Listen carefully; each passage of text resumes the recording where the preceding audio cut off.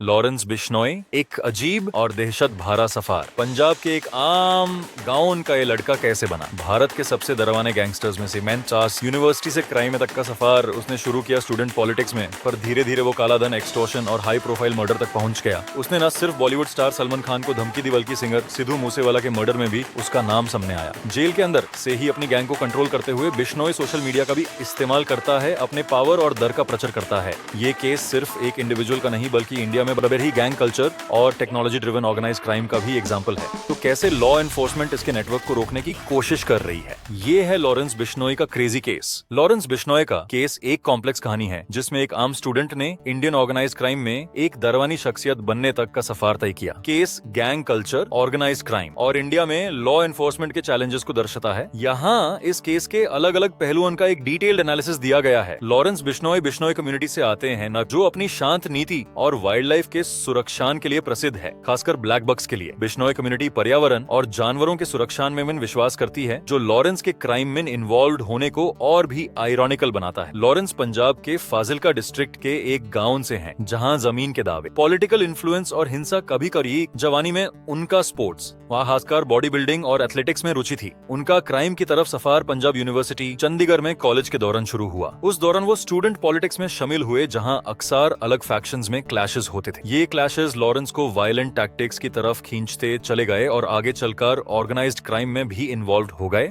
Lawrence ने एक gang बनाया जो पहले स्टूडेंट्स और पंजाब, हरियाणा, राजस्थान के लोकल युवाओं से मिलकर बना था। पहले ये ग्रुप छोटी क्राइम्स में इन्वॉल्व था, जैसे कि ब्रॉल्स, पर धीरे धीरे यह एक्सटॉर्शन, आर्म्ड रॉबरी और किडनैपिंग तक बढ़ गया। धीरे धीरे बिश्नोई का गैंग पंजाब के बाहर भी हाली फैल गया और हरियाणा, राजस्थान और दिल्ली तक पहुंच गया। उन्होंने दूसरे गैंग्स के साथ भी अलायंसेस बनाए और युवाओं को क्विक मनी और पावर के वादों से अपने गैंग में शामिल किया। लॉरेंस के गैंग ने सोशल मीडिया प्लेटफॉर्म्स का इस्तेमाल करके अपना एक इमेज बनाया जो पावर और डर दिखाता था। वो ओपनली अपने क्रिमिनल एक्टिविटीज को फ्लॉन्ट करते थे, थ्रेट्स देते थे और इसी के माध्यम से नए मेंबर्स को अट्रैक्ट भी करते थे। सलमान खान को धमकी बिश्नोई के केस का सबसे सेंसेशनल एस्पेक्ट था। उनका बॉलीवुड सुपरस्टार सलमान खान को ओपनली धमकी दी। ये धमकी सलमान खान के राजस्थान के ब्लैक बक पोचिंग केस से जुड़ी थी, जिसमें खान पर एंडेंजर्ड ब्लैक बक जानवर का शिकार करने का इल्जाम था, जो बिश्नोई कम्युनिटी के लिए पवित्र माना जाता है। ब्लैक बक बिश्नोई कम्युनिटी के लिए पवित्र है और उसका नुकसान कम्युनिटी के लिए एक इंसल्ट माना जाता है। लॉरेंस बिश्नोई ने सलमान खान को धमकी देकर इस इंसिडेंट का बदला लेने की कोशिश की, जिसने उन्हें मीडिया में काफी लाइमलाइट दी और लॉ एनफोर्समेंट की नजरों में लाए। लॉरेंस के गैंग ने अलेजिडली सलमान खान पर मुंबई में अटैक की प्लानिंग की थी, लेकिन पुलिस ने इस अटैक को फेल कर दिया। पुलिस की तरफ से खान की सिक्योरिटी में भी तब से बढ़ोतरी की गई है। सिद्धू मूसेवाला का मर्डर गैंग राइवलरी। बिश्नोई का gang allegedly Canada based gangster Goldy Brar के गैंग के साथ राइवलरी में था और मूसेवाला का मर्डर इज ऑनगोइंग फ्यूड का हिस्सा माना जाता है। सिद्धू मूसेवाला केस में 2022 में पंजाबी सिंगर और रैपर सिद्धू मूसेवाला को मनसा पंजाब में गोली मार दी गई थी। बिश्नोई के गैंग ने इस मर्डर का रिस्पॉन्सिबिलिटी लिया और वाला का मर्डर पूरा भारत में एक बड़े शॉक का कारण बना, क्योंकि वो पंजाबी म्यूजिक में काफी फेमस थे।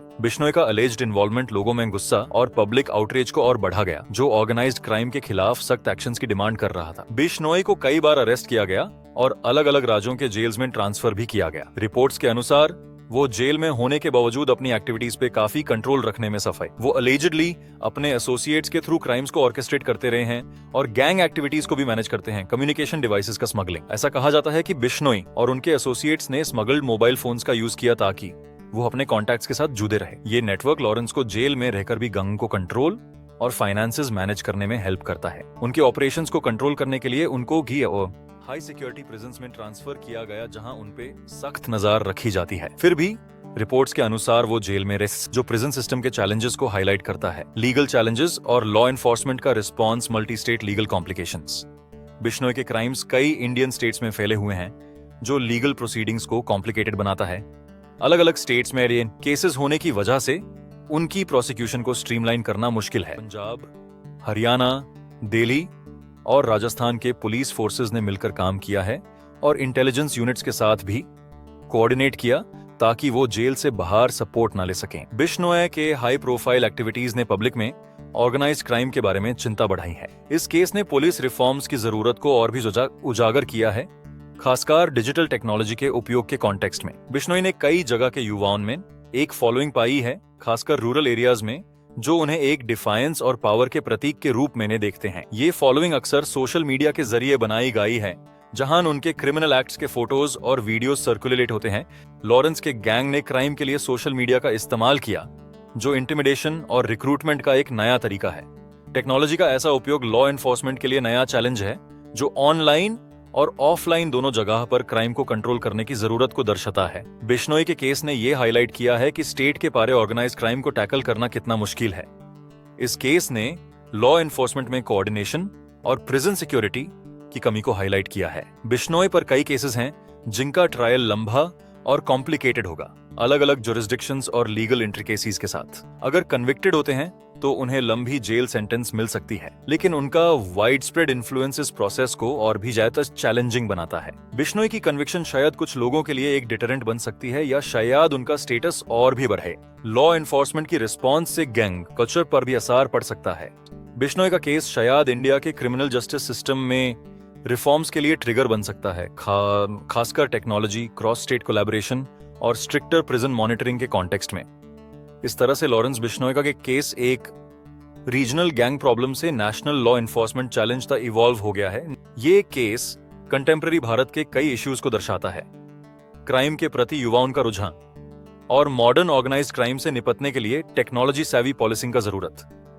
उनका केस का परिणाम क्राइम और लॉ एनफोर्समेंट पर दूरगामी प्रभाव डाल सकता है।